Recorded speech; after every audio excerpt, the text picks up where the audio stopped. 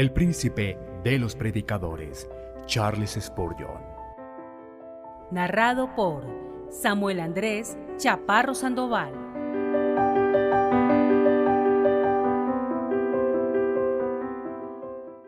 Sansón vencido.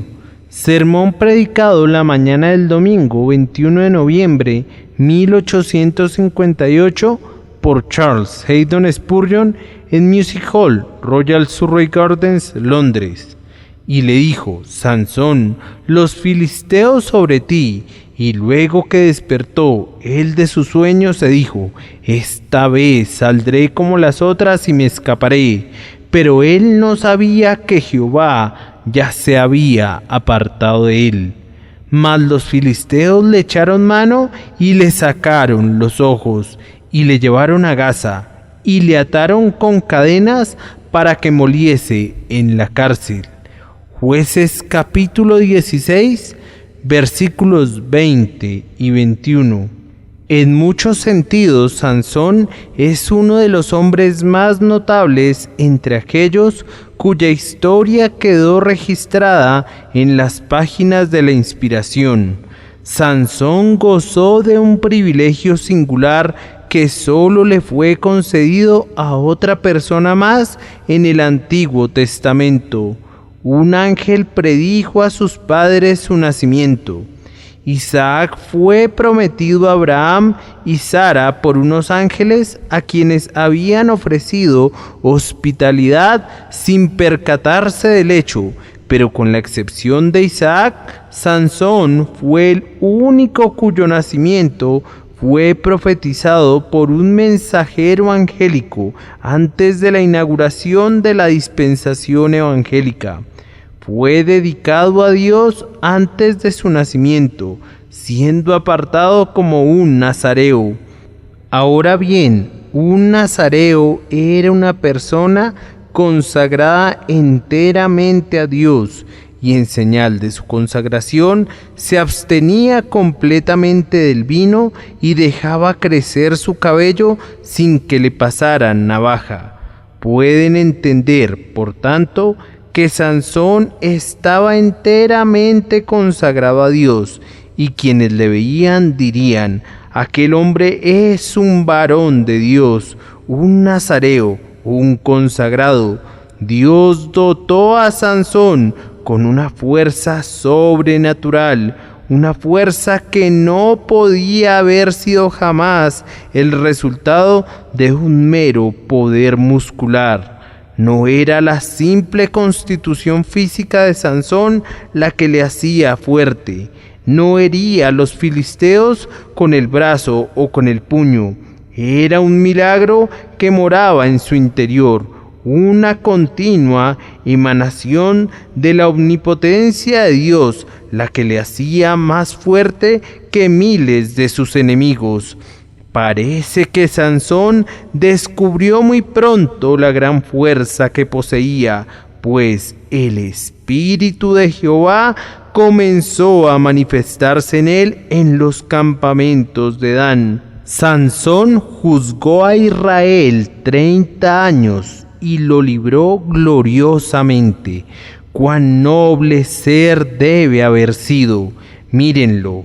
Cuando se aparta un momento de sus padres para entrar en la viña, un león que se haya agazapado allí salta sobre él, pero Sansón se le enfrenta completamente desarmado, lo recibe en sus musculosos brazos y lo despedaza como si se tratara de un cabrito.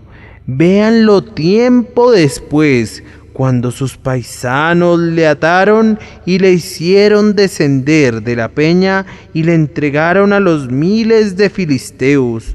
Apenas se está acercando a ellos cuando, sin ninguna arma, con su propio pie, comienza a patearlos y hallando una quijada de asno fresca, toma esa innoble arma y barre con los hombres que tenían cascos en sus cabezas y sobre sus piernas traían grebas de bronce.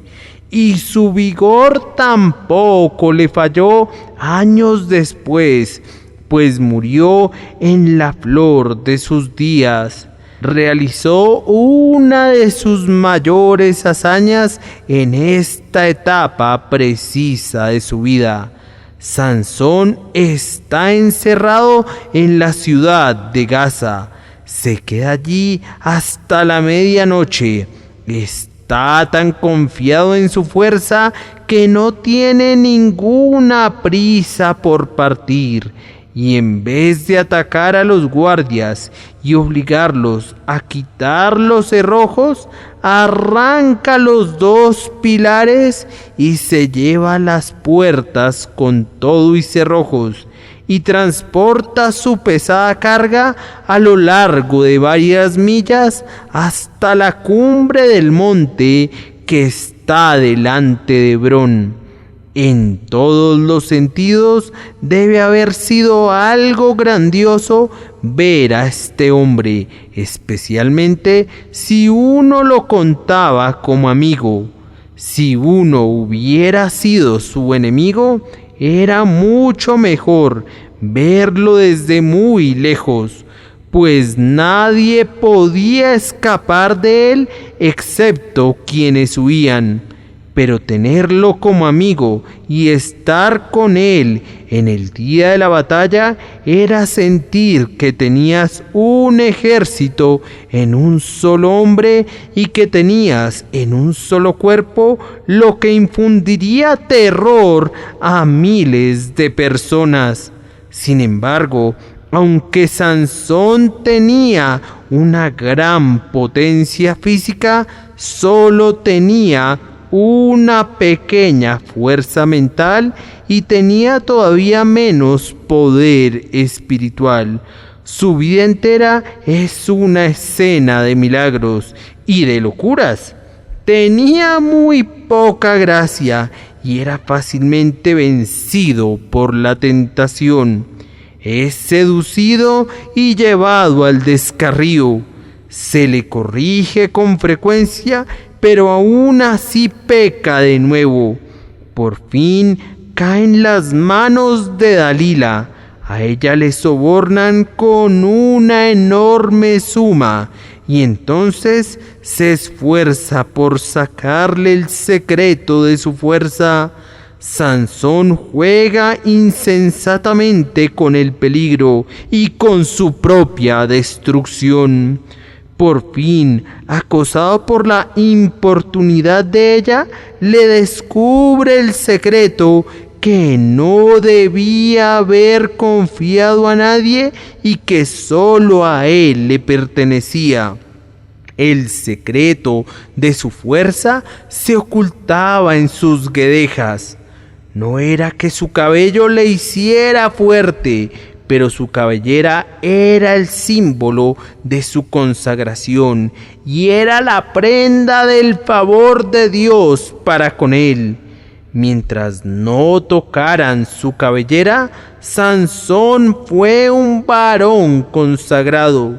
Tan pronto se la raparon, ya no estuvo más perfectamente consagrado, y entonces su fuerza le abandonó. Le cortaron su cabellera, le quitaron las guedejas que una vez le cubrieron, y entonces se redujo a ser un débil jovenzuelo como otros hombres. Ahora los filisteos comienzan a oprimirle y le sacan los ojos con un hierro candente. ¡Cómo han caído los valientes! ¡Cómo son atrapados los grandes en la red! Se ve a Sansón, el gran héroe de Israel, arrastrando sus pies cuando se encamina a Gaza. Dije que marcha arrastrando los pies porque acaba de quedarse ciego, que era algo nuevo para él, por lo que todavía no había aprendido a caminar tan bien como aquellos que, habiendo sido ciegos durante años, aprenden por fin a poner firmemente su pie sobre la tierra. atados sus pies con cadenas de bronce, un modo inusual de atar a un prisionero, pero adaptado en este caso porque se suponía que Sansón seguía siendo muy fuerte y que cualquier otro tipo de cadenas sería insuficiente.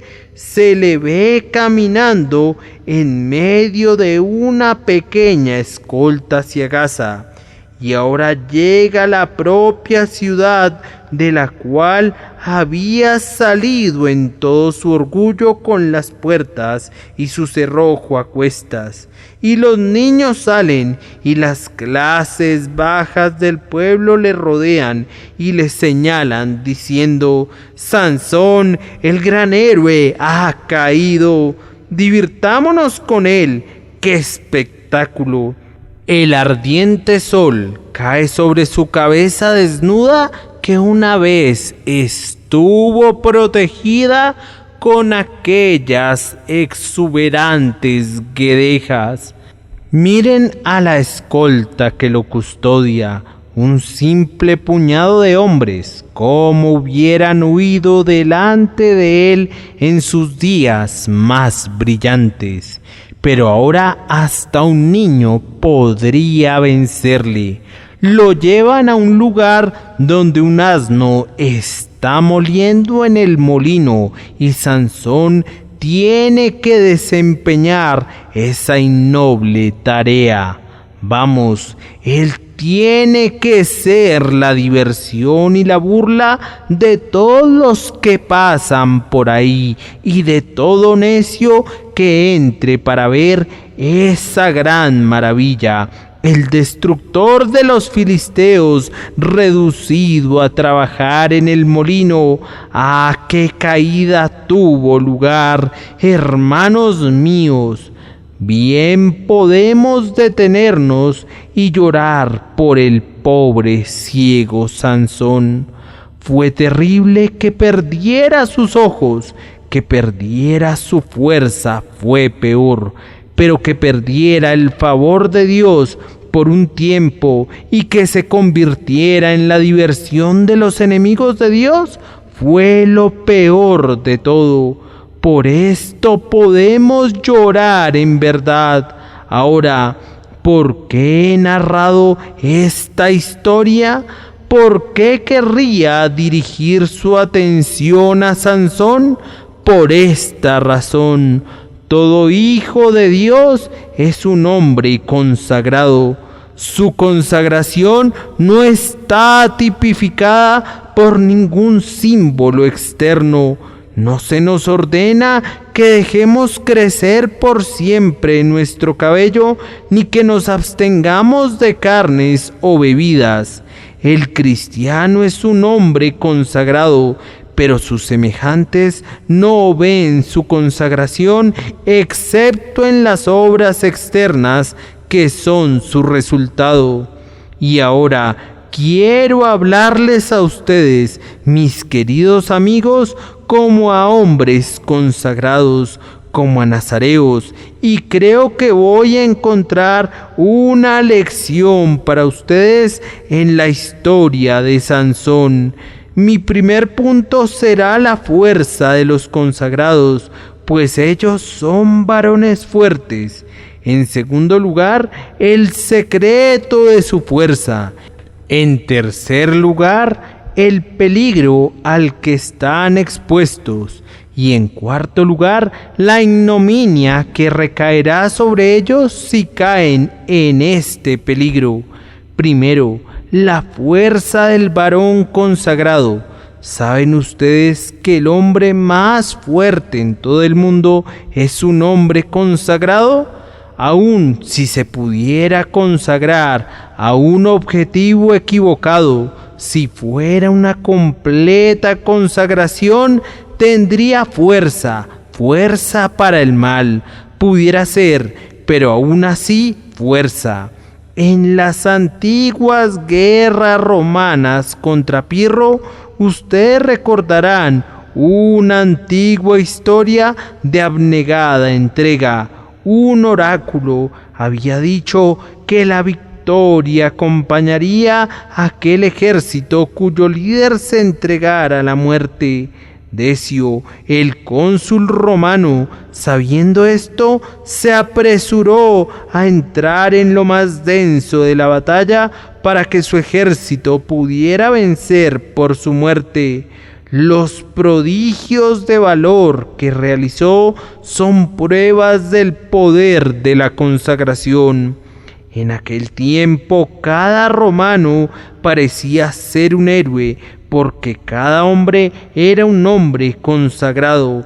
Iban a la batalla con este pensamiento: voy a vencer o morir. El nombre de Roma está escrito en mi corazón. Estoy preparado a vivir por mi país o a derramar mi sangre por él.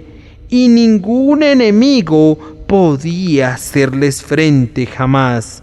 Si un romano caía, no había heridas en su espalda, porque todas estaban en su pecho. Su rostro, aún en la fría muerte, era como el rostro de un león, y cuando se le miraba era de un terrible aspecto. Eran hombres consagrados a su país. Tenían la ambición de hacer que el nombre de Roma fuera la palabra más noble del lenguaje humano, y por consiguiente el romano se volvía un gigante. Y hasta este día basta que un hombre tenga un propósito en su interior, y no me importa cuál sea su propósito, y que su alma entera sea absorbida por él, y entonces, ¿qué no hará? Ustedes que tienen la visión que afirma todas las cosas por turnos y nada por mucho tiempo, que no tienen nada por lo cual vivir, que son cadáveres sin alma que caminan en esta tierra y malgastan su aire. ¿Qué pueden hacer?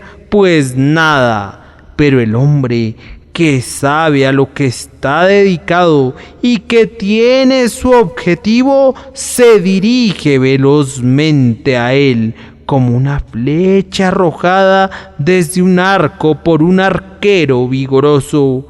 Nada puede apartarlo de su designio. Cuanto más cierto es esto, si limito la descripción a lo que es peculiar del cristiano, la consagración a Dios. ¡Oh, qué fuerza tiene el hombre que está dedicado a Dios!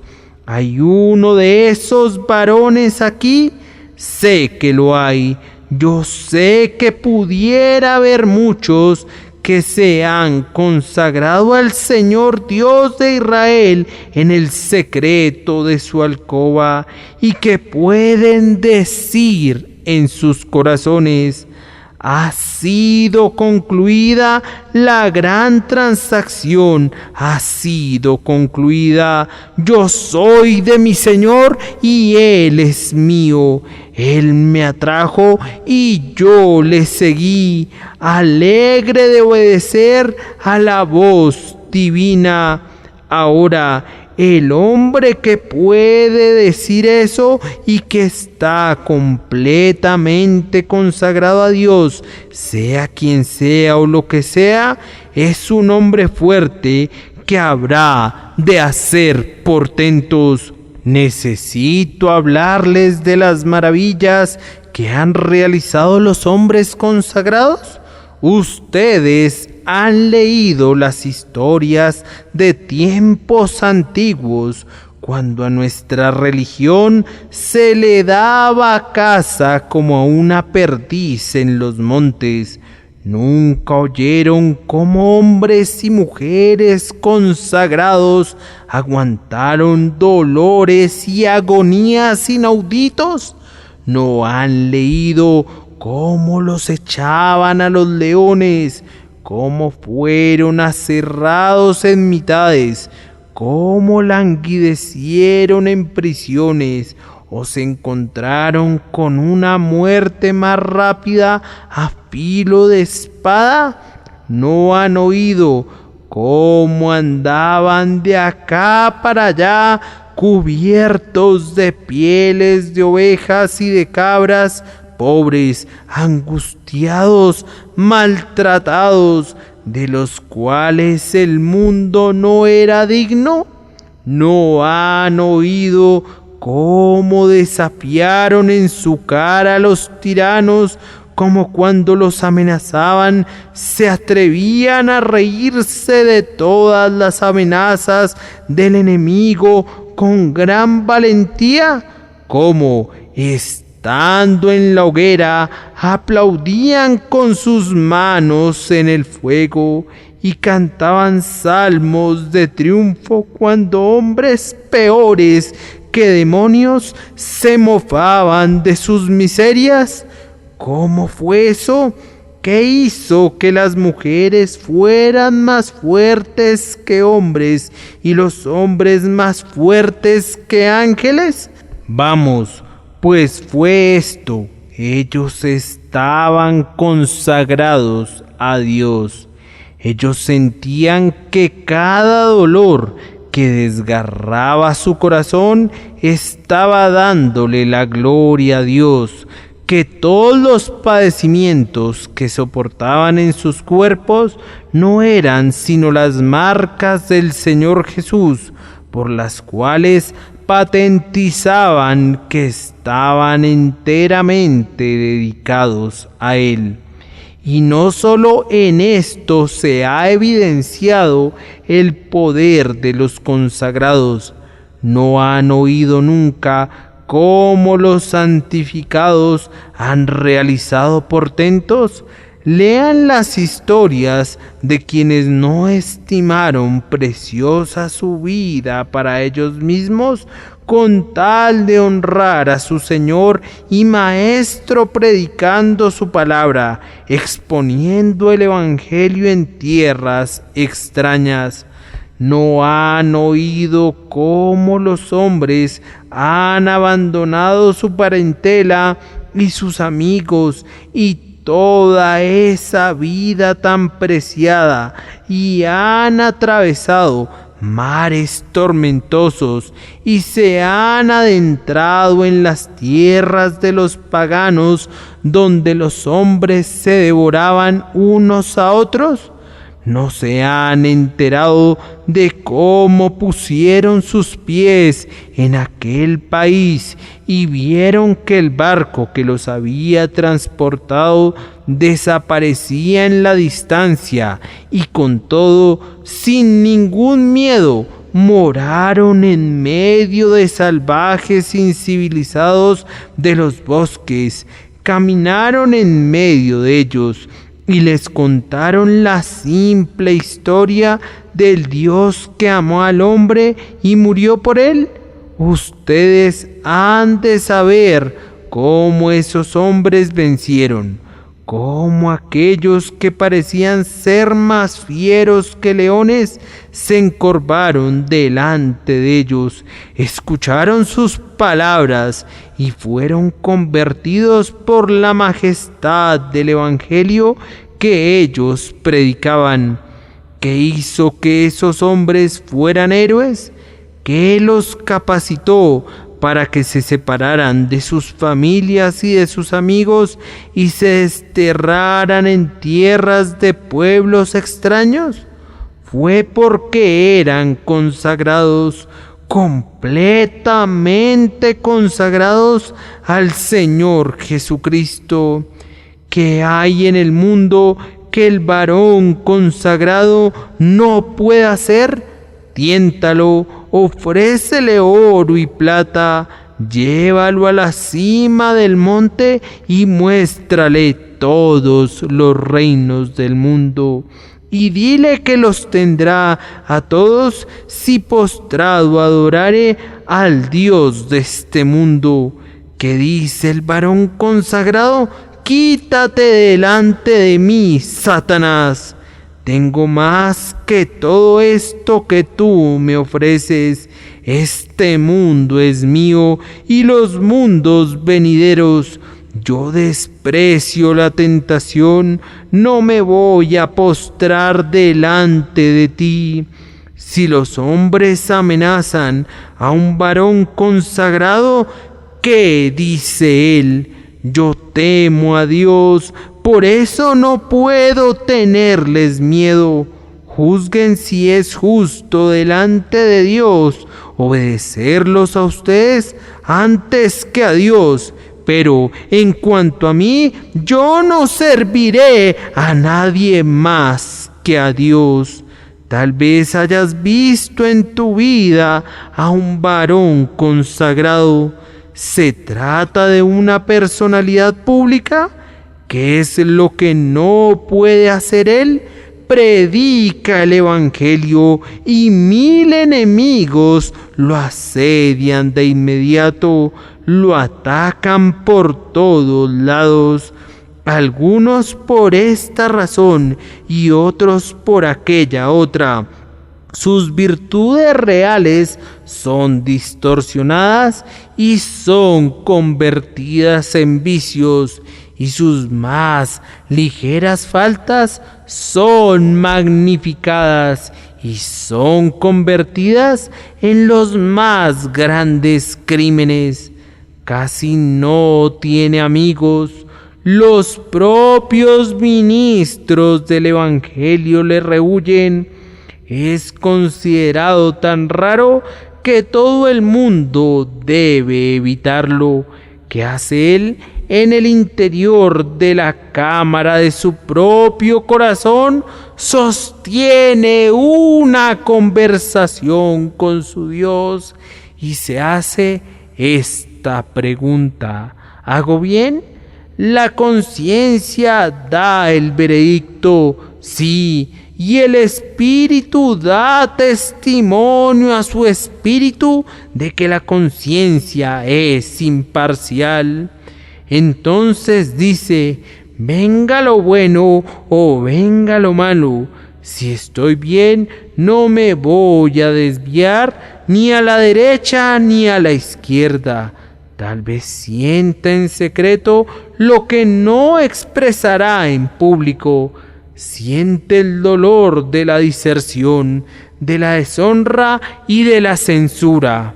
Clama: si sobre mi rostro, por causa de tu amado nombre, recayeran la vergüenza y el reproche, saludaré al reproche y daré la bienvenida a la vergüenza si tú me recuerdas.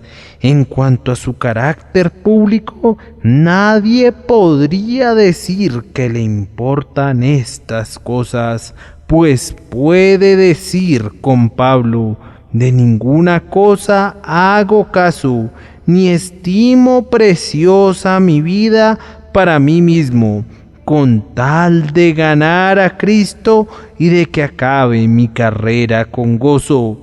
¿Qué no puede hacer un varón consagrado?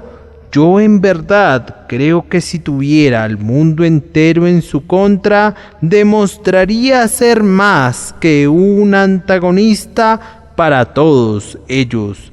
Diría: un montón, 2 montones, con la quijada de un asno maté a 1000 hombres.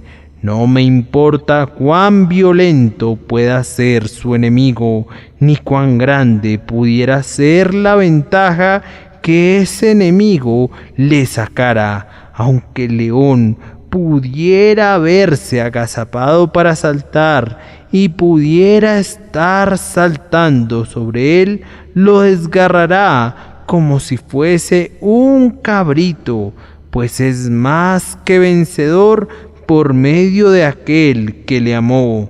Solo es así quien está enteramente consagrado al Señor Jesucristo.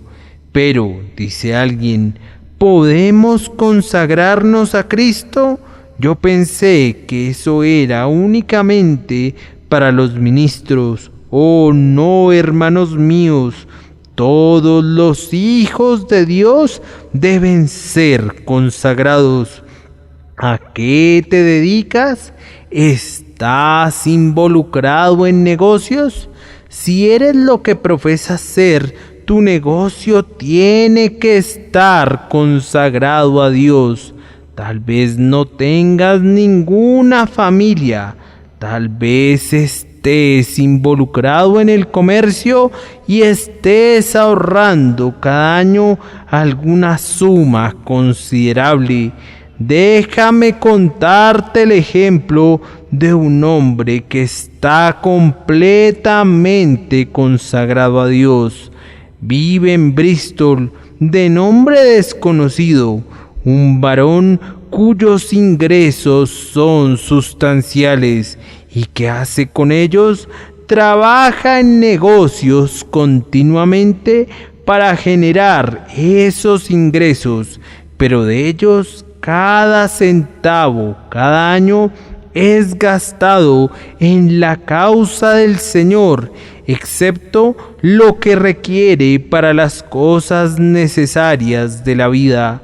Reduce sus necesidades al mínimo para disponer de más dinero para darlo. Él es un varón de Dios en su negocio. Yo no los exhorto a que hagan lo mismo. Pudieran encontrarse en una posición diferente, pero un hombre que tiene una familia y que está en los negocios debería ser capaz de decir: bien, yo gano tanto con mis negocios, tengo que proveer para mi familia, pero no busco amansar riquezas. Voy a hacer dinero para Dios y voy a gastarlo en su causa.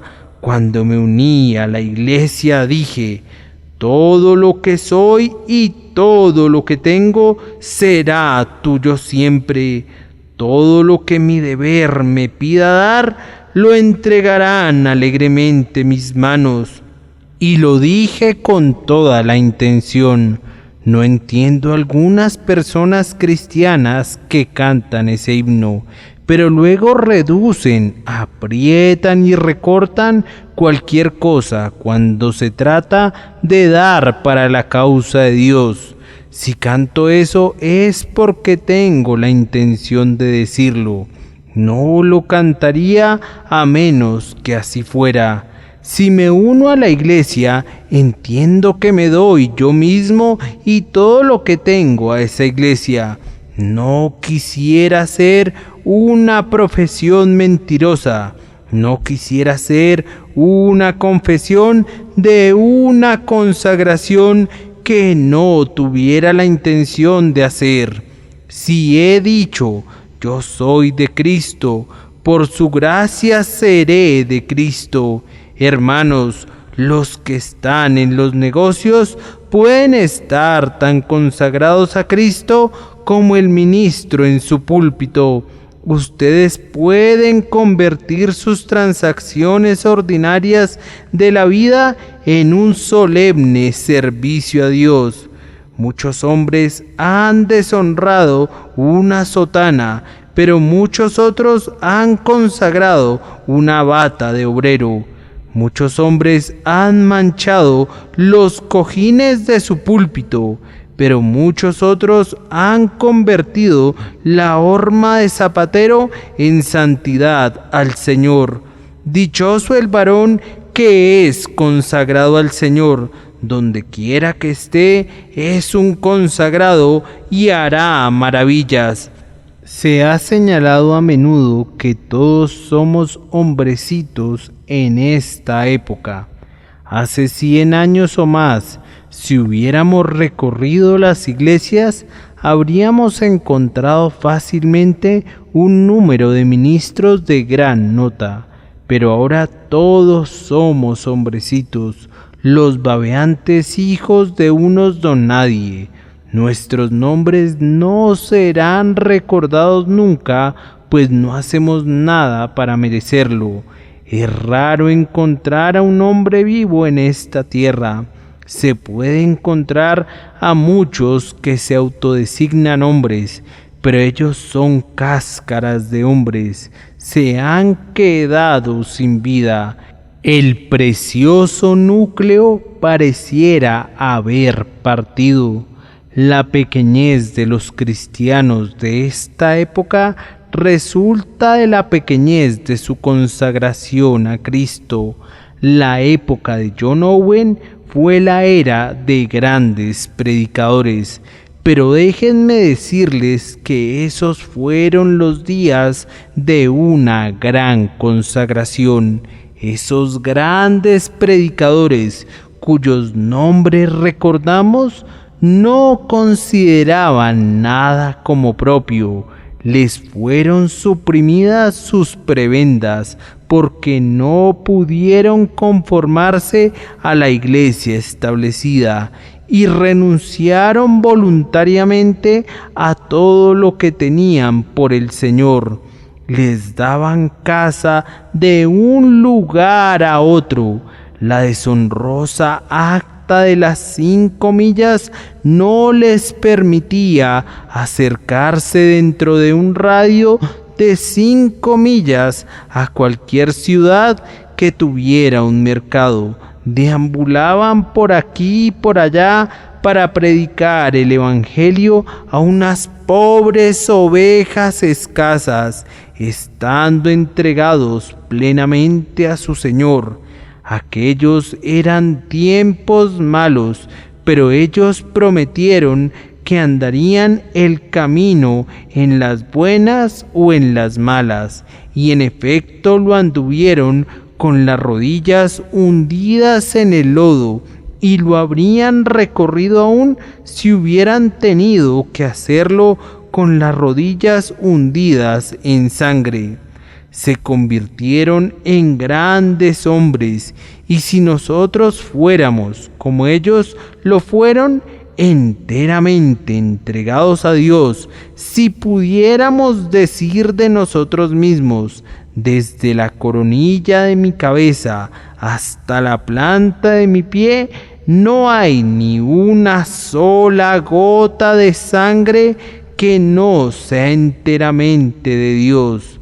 Todo mi tiempo, todos mis talentos, todo lo que tengo es de Dios. Si pudiéramos decir eso, seríamos fuertes como Sansón, pues el consagrado tiene que ser fuerte. Ahora, en segundo lugar, veremos el secreto de su fuerza. ¿Qué hace fuerte al varón consagrado? Amados, no hay fuerza en el hombre por sí mismo. Sansón sin Dios no era sino un pobre necio.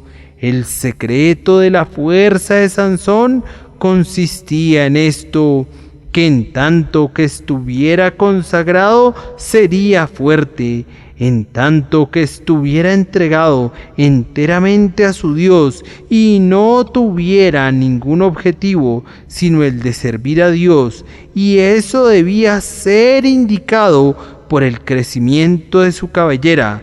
En tanto que así fuera y nada más, Dios estaría con él para ayudarle.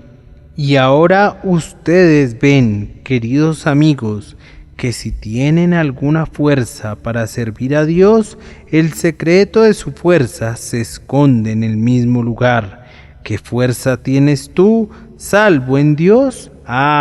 He oído que algunos hombres hablan como si la fuerza del libre albedrío de la naturaleza humana fuera suficiente para llevar a los hombres al cielo.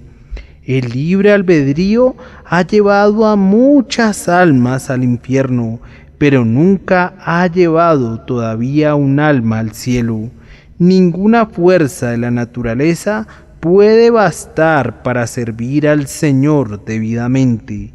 Nadie puede decir que Jesús es el Cristo sino por el Espíritu Santo. Nadie puede venir a Cristo si el Padre que envió a Cristo no le trajere.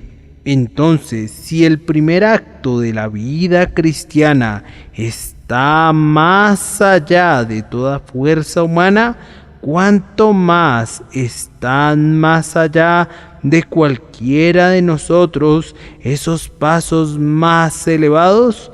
No expresamos una cierta verdad cuando decimos en las palabras de la Escritura, no que seamos competentes por nosotros mismos para pensar algo como de nosotros mismos, sino que nuestra competencia proviene de Dios. Yo pienso que cualquiera que realmente tenga un alma vivificada, tarde o temprano será conducido a sentir esto. Sí, yo cuestiono si un hombre puede ser convertido un día sin que descubra su propia debilidad. Es solo un pequeño espacio antes de que el niño descubra que puede estar solo de pie en tanto que Dios, su Padre, lo tome por sus brazos y le enseñe a caminar, pero que si la mano de su Padre le es retirada, no tiene ningún poder para estar de pie, sino que se cae de inmediato. Vean a Sansón sin su Dios saliendo contra 1000 hombres. ¿No se reirían de él? Y casi sin tiempo para expresar su terror, huiría o sería despedazado. Imagínenlo sin su Dios, encerrado en Gaza, con las puertas cerradas firmemente. Él sale a las calles para escapar, pero ¿cómo puede encontrar una ruta de escape? Es apresado en una red como un toro salvaje. Él puede dar vueltas una y otra vez alrededor de los muros. Pero ¿dónde estará su liberación? Sin su Dios solo es como otros hombres. El secreto de su fuerza radica en su consagración y en la fuerza que es su resultado. Recuerden entonces el secreto de su fuerza. Nunca piensen tener un poder que sea propio. Confíen enteramente en el Dios de Israel y recuerden que el canal a través del cual tiene que venir esa fuerza ha de ser su entera consagración a Dios. En tercer lugar, ¿cuál es el peligro peculiar de un hombre consagrado? Su peligro es que sus guedejas sean cortadas, es decir, que su consagración sea quebrantada. En tanto que está consagrado él es fuerte.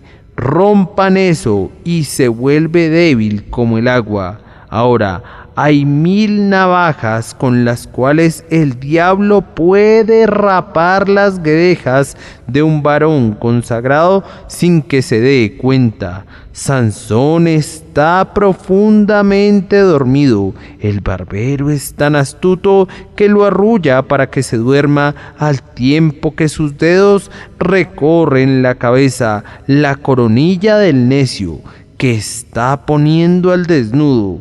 El demonio es aún mucho más astuto que el hábil barbero. Él puede rapar las guedejas del creyente casi sin que se dé cuenta. ¿Quieren que les diga con qué navajas puede consumar esa obra? Algunas veces toma la filosa navaja del orgullo y cuando el cristiano se queda dormido y se descuida, viene con ella y comienza a pasar sus dedos sobre las guedejas del cristiano y le dice: «¡Cuán excelente eres tú como persona! ¿Qué portentos has realizado? ¿Acaso no destrozaste hábilmente al león? ¿Acaso no fue una gran hazaña que hirieras cadera y muslo a los filisteos? Se hablará de ti mientras el tiempo dure por llevarte a cuestas las puertas de Gaza. No tienes que temer a nadie». Y así la navaja prosigue su obra y caen una guedeja tras otra, pero Sansón no se da cuenta. Él solo piensa en su interior: cuán valiente soy, cuán grande soy. Así funciona la navaja del orgullo, rapa y rapa y rapa, y él se despierta para descubrirse calvo y que toda su fuerza ha desaparecido. ¿No han pasado nunca esa navaja por tu cabeza? Yo confieso que la pasan sobre mi cabeza. Después que han sido capaces de soportar aflicciones, ¿no han oído nunca una voz que les dice cuán paciente fuiste? Después que han rechazado alguna tentación y han sido capaces de mantenerse en el curso inamovible de la integridad, ¿no les ha dicho Satanás: eso que hiciste es algo excelente, actuaste con valentía? Y en todo ese tiempo no te dabas cuenta de que era la astuta mano del maligno la que estaba rapando tus guedejas con la filosa navaja del orgullo. Observen pues, el orgullo vulnera nuestra consagración. Tan pronto comienzo a volverme orgulloso por lo que hago o por lo que soy, he de preguntarme: ¿de qué estoy orgulloso? Vamos, hay en ese orgullo el acto de quitarle a Dios su gloria. Yo prometí que Dios debía recibir toda la gloria, ¿y no es esa una parte de mi consagración? Y yo la estoy tomando para mí. He vulnerado mi consagración, mis guedejas han desaparecido y yo me vuelvo débil.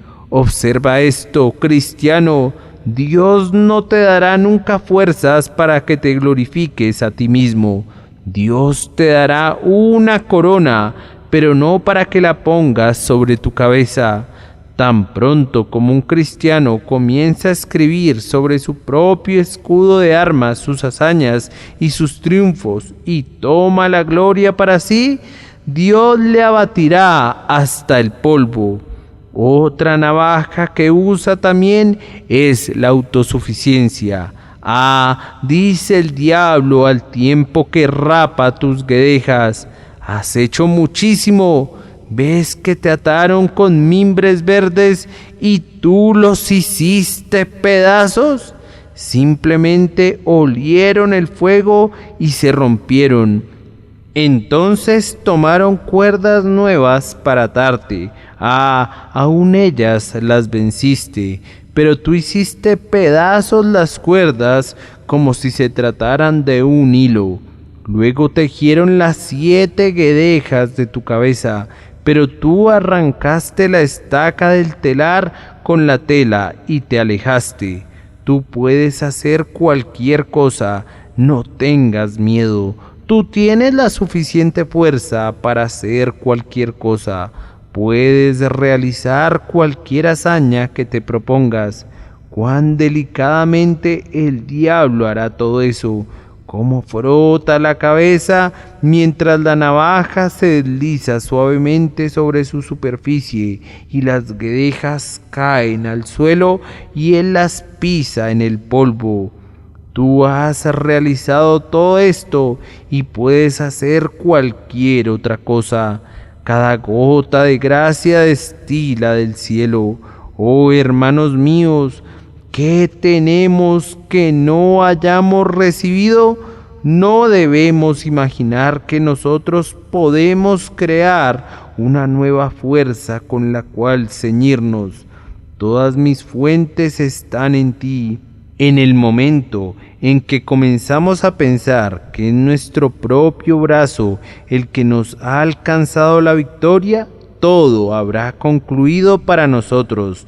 Nuestras guedejas de la fuerza serán rapadas y la gloria se apartará de nosotros.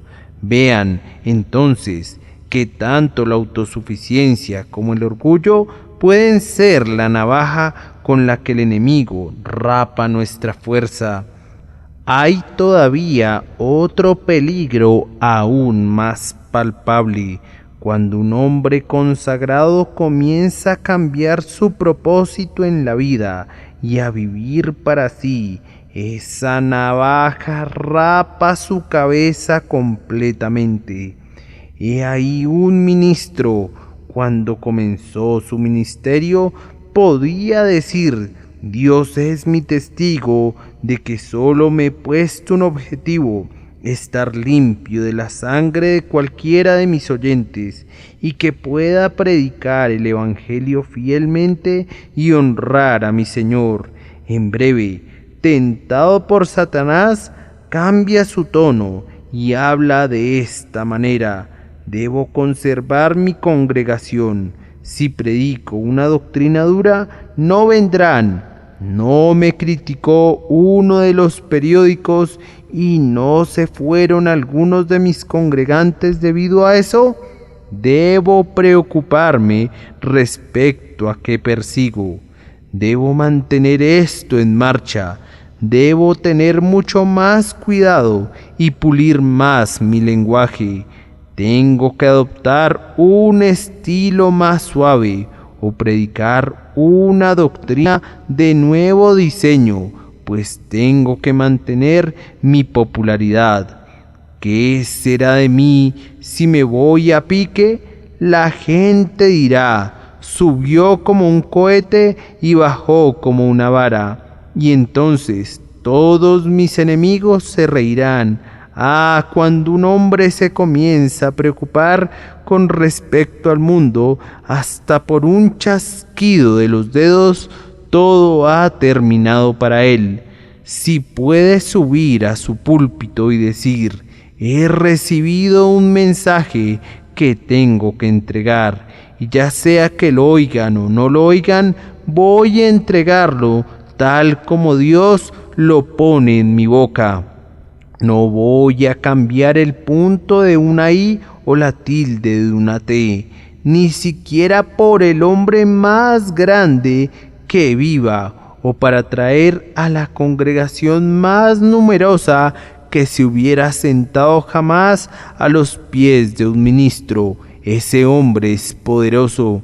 No permite que los juicios humanos lo muevan, y él va a mover al mundo.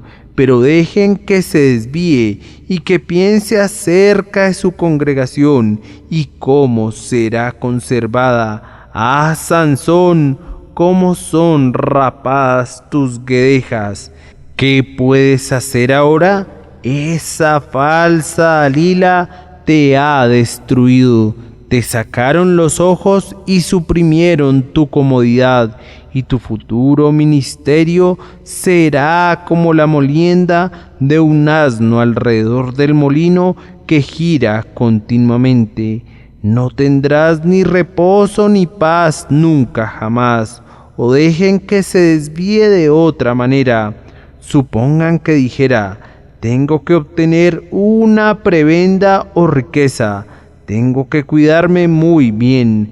Tengo que enriquecerme aprovechando mi posición. Ese tiene que ser el objetivo de mi vida. No estoy hablando ahora meramente del ministerio, sino de todos los consagrados, y tan pronto como comenzamos a hacer del yo el objetivo primordial de nuestra existencia, nuestras guedejas son recortadas. Ahora, dice el Señor, yo le di fuerza a ese hombre, pero no para que la use para sí mismo. Luego lo puse en una alta posición, pero no para que se cubra de gloria. Lo puse allí para que mire por mi causa, por mis intereses. Y si no hace primero eso, caerá. Ustedes recuerdan a la reina Esther. Ella es exaltada y pasa a ser una humilde doncella a convertirse en la esposa del gran monarca Asuero. Bien, Amán consigue un decreto en contra de la nación de ella que establece que será destruida. El pobre Mardoqueo viene a Esther y le dice: tienes que ir a hablar con el rey. Bien, responde ella, pero si voy, moriré. Dice él, si callas absolutamente en este tiempo, respiro y liberación vendrá de alguna otra parte para los judíos, mas tú y la casa de tu padre pereceréis. Y quién sabe si para esta hora has llegado al reino. Ester no fue elegida como la reina Ester para que ella se hiciera gloriosa, sino para que ocupara una posición para salvar a los judíos. Y si ahora se prefiriera a su país, entonces todo habría acabado para ella. La suerte de Vasti sería como nada comparada con su destrucción. Y así, si tú vives en este mundo y Dios te prospera, alcanzas tal vez una posición y dices: heme aquí, voy a cuidar de mí mismo. Antes he estado sirviendo a la iglesia, pero ahora voy a cuidarme un poco. Vamos, vamos, dice la naturaleza humana, tienes que cuidar a tu familia. ¿Qué quiere decir? Tienes que cuidarte a ti mismo. Muy bien, hazlo, amigo, como tu principal objetivo, y entonces eres un hombre arruinado. Buscad primeramente el reino de Dios y su justicia, y todas estas cosas os serán añadidas. Si tu ojo es bueno, todo tu cuerpo estará lleno de luz. Aunque pareciera que habías suprimido la mitad de la luz por tener ese ojo bueno, con todo, tu cuerpo estará lleno de luz. Pero si comienzas a tener dos señores y a servir a dos objetivos, no servirás a ninguno. No prosperarás en este mundo ni en el mundo venidero. Oh cristiano, por sobre todas las cosas, cuida tu consagración. Has de sentir siempre que estás enteramente entregado a Dios y únicamente a Dios. Y ahora, por último, está la ignominia del cristiano. Le rapan sus guedejas. Yo le he visto a pesar de ser joven, y tú con tus cabellos grises sobre tu frente le has visto con mayor frecuencia que yo. Le he visto en el ministerio, hablaba como un ángel de Dios. Había muchos que le tenían en alta consideración y se colgaban de sus labios. Parecía ser ortodoxo en doctrina y sincero en su conducta. Le he visto desviarse, solo fue algo insignificante, alguna ligera desviación de la antigua ortodoxia de sus padres, alguna leve violación de la ley de su iglesia. He visto que ha ido renunciando a una doctrina tras otra, hasta que al fin el propio lugar en el que predicaba se convirtió en un refrán y un proverbio. Y el padre de cabellos grises señala al hombre, a su hijo, como alguien al que hay que ver con sospecha, el cual, si dicta una conferencia, ha de ser oído con cautela, y si predica, no ha de ser escuchado en absoluto. ¿No le han visto? ¡Qué gran deshonra! ¡Qué caída! El hombre que llegó a los campos de Dan y que parecía ser movido por el Espíritu del Señor, se ha convertido en un esclavo del error. Se ha introducido en los propios campos del enemigo, y allí está ahora moliendo en el molino para los filisteos, a quienes más bien debería estar golpeando con su brazo. Ahora hay dos maneras de explicar esto. Ese hombre o es un hipócrita empedernido o un creyente caído. Algunas veces la gente dice de los que se desvían al pecado: miren ahora, vean, hay un cristiano caído, un hijo de Dios caído. Es algo así como cuando el vulgo ve en la noche una luz brillante en el cielo y dice: «Ah, hay una estrella caída». No era una estrella, las estrellas están muy bien. Tomen un telescopio, todas ellas están ahí. La Osa Mayor no ha perdido ni una sola estrella de su cola.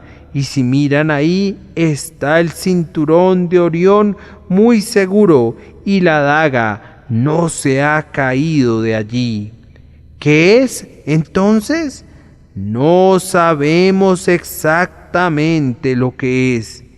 Tal vez pudieran ser unos cuantos gases que suben por un momento y que han estallado, y eso es todo, o alguna sustancia errante que ha caído y ya era tiempo de que eso sucediera. Pero todas las estrellas están bien. Entonces pueden tener la seguridad de que los hijos de Dios están siempre seguros. Ahora, esos hombres que se han desviado y que han quebrantado su voto de consagración son señalados como una ignominia para ellos mismos y como una deshonra para la Iglesia. Y quienes son miembros de la Iglesia de Cristo han visto a hombres que han estado en sus filas como firmes soldados de la cruz y los han visto salir de nosotros porque no eran de nosotros. O como al pobre Sansón, los han visto ir a sus tumbas sin los ojos del consuelo que les fueron sacados, con los pies de su utilidad atados con cadenas de bronce y sin la fuerza de sus brazos que desapareció por completo. Ahora, ¿alguno de ustedes desea ser un renegado? ¿Deseas traicionar la santa profesión de tu religión? Hermanos míos, ¿hay alguien entre ustedes que en este día haga una profesión de amor a Cristo, pero que desee ser un apóstata? ¿Hay alguien de ustedes que desee que le saquen los ojos como a Sansón y que sea obligado a moler en el molino? ¿Quisieras cometer un gran pecado como David e ir con los huesos rotos a la tumba? ¿Quisieras emborracharte como Lot y caer en la lascivia?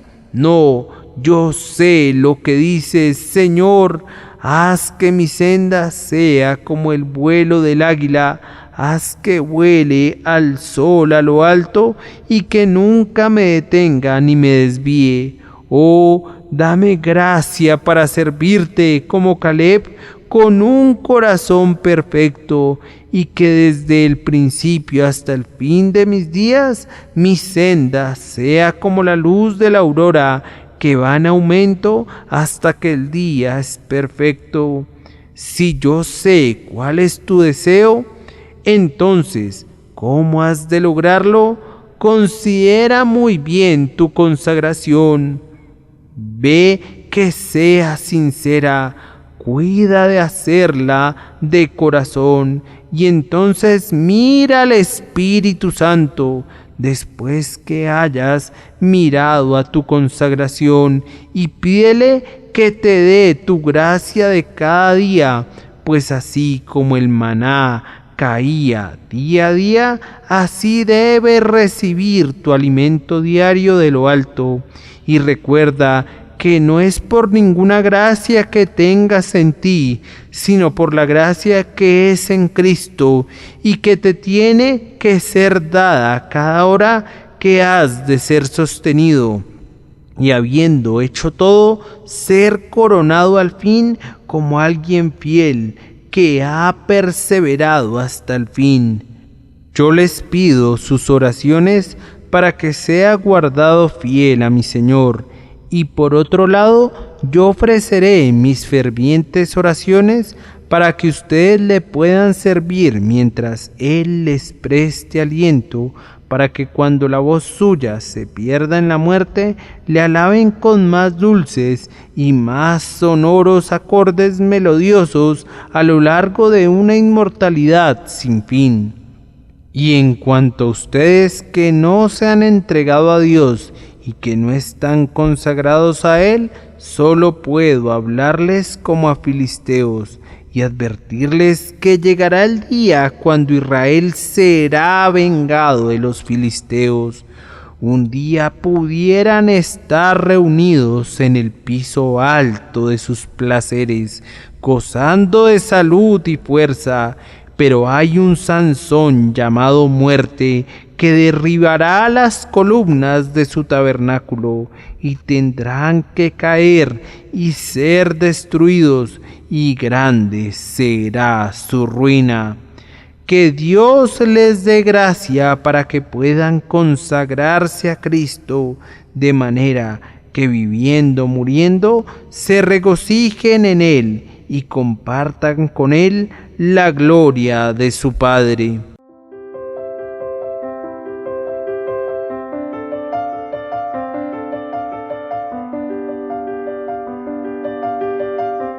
El príncipe de los predicadores, Charles Spurgeon.